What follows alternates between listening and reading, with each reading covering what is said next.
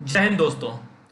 जिस प्रकार से अभी साइक्लोन हमारे देश में ताउते साइक्लोन के बाद जिस प्रकार से अभी यस साइक्लोन का प्रभाव हमारे देश में दिखना शुरू हो चुका है, यही एक सबसे बड़ा कारण है कि फिर से साइक्लोन हमारे यहाँ चर्चा का विषय बन चुका है। दोस्तों, साइक्लोन हमारे देश को बहुत ज्यादा बर्बाद अब तक कर चुका है।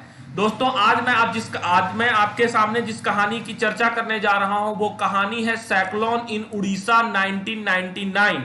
1999 में उड़ीसा में एक खतरनाक और भयानक साइक्लोन आया था जिसने पूरे उड़ीसा को तबाह कर दिया और देश की पूरी अर्थव्यवस्था को खराब करने में इस योगदान का बहुत बड़ा योगदान रहा था। दोस्तों, इस साइक्लोन से बहुत ज्यादा लोगों की जान गई, लगभग 10,000 लोगों की मृत्यु हुई और लगभग मिलियंस ऑफ फैमिली को ये नुकसान पहुंचाया। तो दोस्तों, ये साइक्लोन था क्या, ये साइक्लोन आया कैसे, इस पूरे चीज को हम डिटेल में आज के इस वीडियो में समझने का प्रयास करेंगे। तो दोस्तों, वीडियो को अंत तक देखें और अब तक आपने हमारे चैनल को सब्सक्राइब नहीं किया है तो ऐसे इंटरेस्टिंग इंफॉर्मेशन और साइंस से जुड़ी बातों को समझने के लिए आप हमारे चैनल को जरूर सब्सक्राइब कर दें। दोस्तों, सबसे पहले तो हमको यह समझना पड़ेगा कि उड़ीसा में ही साइक्लोन सबसे ज्यादा क्यों आता है। अभी जो साइक्लोन आपका यस आ रहा है, इसका भी सबसे ज्यादा प्रभाव उड़ीसा में ही देखने को मिलेगा। दोस्तों, सबसे बड़ा बात जो है, जो साइक्लोन सबसे ज्यादा उड़ीसा पर प्रभाव डालता है, उसका जो कारण है वो ये है कि उड़ीसा का जो लोकेशन है, उड़ीसा का जो लोकेशन है, यही उसका सबसे बड़ा कारण है, क्योंकि ये बे ऑफ बंगाल के किनारा में पड़ता है। दोस्तों, अगर हम इसको मैप के माध्यम से समझने का प्रयास करें तो आप यहां पर बे ऑफ बंगाल देख रहे हैं और इस बे ऑफ बंगाल से ये सटा हुआ इलाका उड़ीसा है, जिसके कारण कि उड़ीसा पर जो है साइक्लोन का बहुत ज्यादा प्रभाव हमेशा देखने को मिला है। उड़ीसा वो स्थान है जहां पर कि हिंदुस्तान में सबसे ज्यादा साइक्लोन आता है और लोग कहते हैं कि हमेशा हर 2 साल के बाद उड़ीसा में साइक्लोन आता ही रहता है और उड़ीसा हमेशा साइक्लोन से तबाह होता रहा है। लेकिन 1999 की जो तबाही थी वो अब तक की सबसे भयानक और भयावह तबाही थी।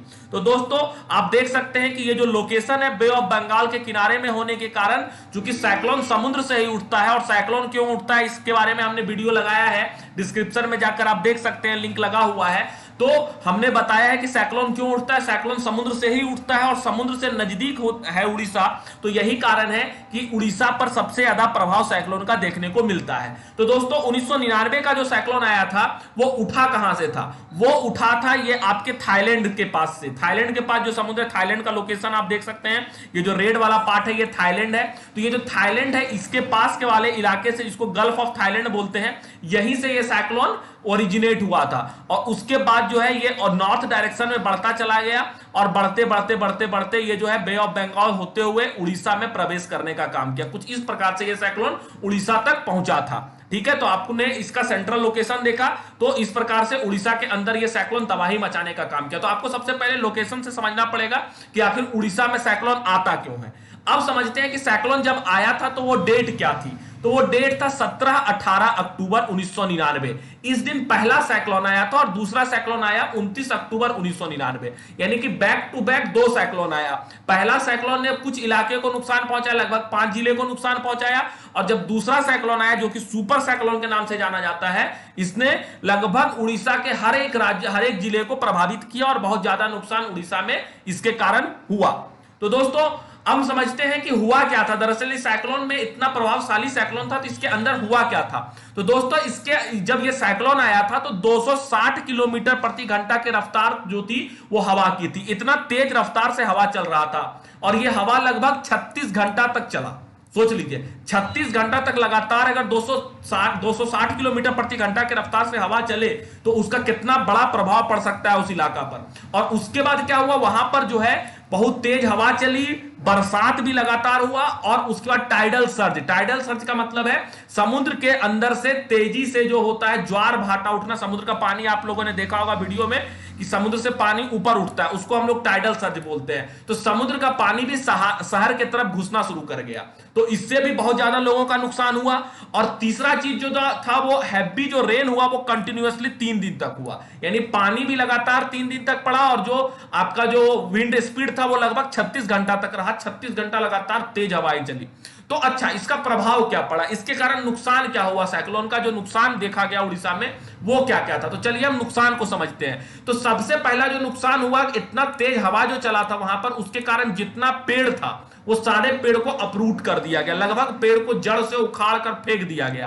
कच्चा का जो मकान था, कच्चा मकान था, जो झोपड़ी वाला मकान था, सारा मकान जो है वो डैमेज हो गया। जितना घर का छत था, लगभग घर का छत, इंडस्ट्रियल एरिया का जो बहुत बड़ा बड़ा जो उद्योग लगा हुआ था उसका जो छत था वो छत हवा में उड़ गया। ठीक है, तेज हवा इतना तेज था कि छत तक को हवा में उड़ा दिया गया।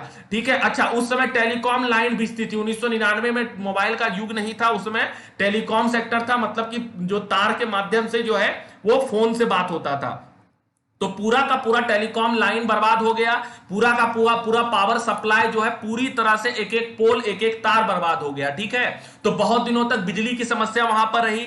जितना नदी था वहां पर उड़ीसा में जितना भी नदी पाई जाती है, सारे के सारे नदी में बहुत भयानक बाढ़ आया, पूरे में पानी भर गया। ठीक है, जितना भी पैडी का क्रॉप लगा हुआ था उस समय, ठीक है, जितना भी पैडी का क्रॉप था, सारा का सारा पैडी का क्रॉप बर्बाद हो गया। उस पूरे साइक्लोन में जो सबसे इंपॉर्टेंट बात था वो ये था कि 10,000 लोगों की मृत्यु हुई, जो सरकारी रिकॉर्ड में दर्ज है। 10,000 लोगों की मृत्यु उस एक साइक्लोन में हुई। 13 मिलियन पीपुल उससे अफेक्टेड हुए। 13 मिलियन मतलब 1 मिलियन में 10 लाख, तो 13 गुना 10 लाख कर लीजिए, 1,30,00,000 के आसपास का जो लोग थे वो प्रभावित हुए इस साइक्लोन से। मतलब उनका घर बर्बाद हो गया, उनका सामान बर्बाद हो गया, उनको बिजली नहीं मिलने लगी। तो इस प्रकार की जो समस्या थी वो लगभग 13 मिलियन लोगों को हुई।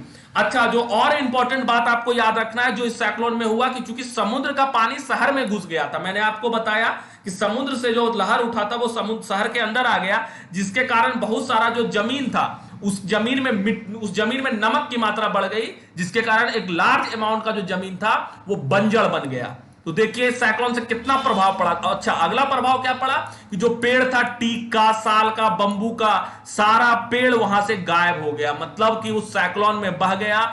और जो मैंग्रोव फॉरेस्ट पाए जाते थे पारादीप और कोणार्क के बीच में, वो पूरा का पूरा फॉरेस्ट, पूरा का पूरा जंगल भी इस साइक्लोन में तबाह हो गया। तो दोस्तों, इस साइक्लोन का बहुत बड़ा प्रभाव उड़ीसा पर पड़ा और उड़ीसा को इसका बहुत ज्यादा नुकसान हुआ और उड़ीसा इससे तबाह हो गया। और उड़ीसा में हर बार ये जो तूफान आता है, हर बार ये जो साइक्लोन आता है, इससे भारी नुकसान उड़ीसा के लोगों को देखना पड़ता है और बहुत भारी नुकसान वहां के लोगों को होता रहा है। दोस्तों, उम्मीद करते हैं आपको ये पूरा वीडियो समझ में आया होगा। अगर ये वीडियो समझ में आया तो आप हमारे चैनल को जरूर सब्सक्राइब करें, वीडियो को लाइक करें और वीडियो को और लोगों तक शेयर करें, ताकि उन्हें पता चल सके कि उड़ीसा में जो ये तूफान आया था वो कितना भयानक और भयावह था। बहुत बहुत धन्यवाद।